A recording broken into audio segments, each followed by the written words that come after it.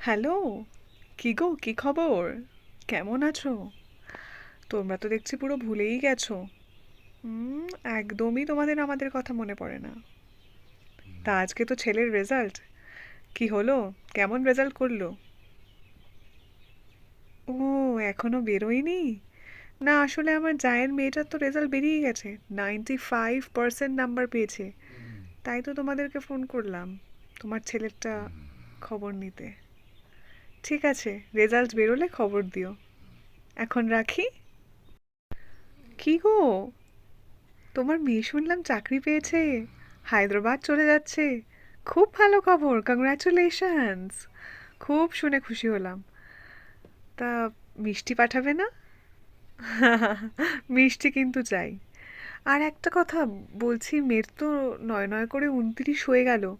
চাকরি করতে যে হায়দ্রাবাদ পাঠিয়ে দিচ্ছ, বিয়ে থার কথা কিছু ভেবেছো?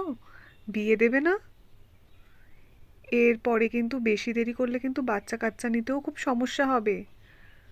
তারপর আবার চাকরি করতে বাইরে চলে যাচ্ছে, একা এরকম অবিবাহিত একটা মেয়ে বাইরে থাকবে। হুম। বিয়ে থার কথা এখন থেকেই ভাবো।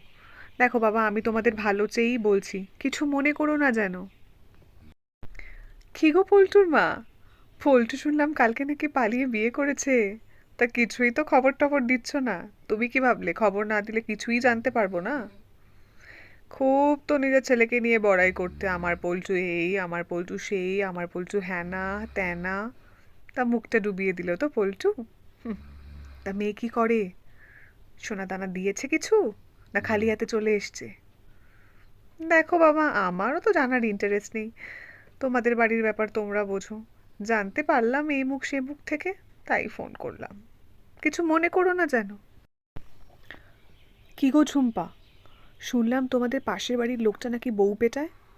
তা তোমরা সবাই মিলে একসাথে থানায় গিয়ে কমপ্লেন কেন করছো না লোকটার এগেনস্টে? কি আমি? আমি কেন থানায় যাব বাপু? আমি কারোর সাথে পাচ্ছে নেই।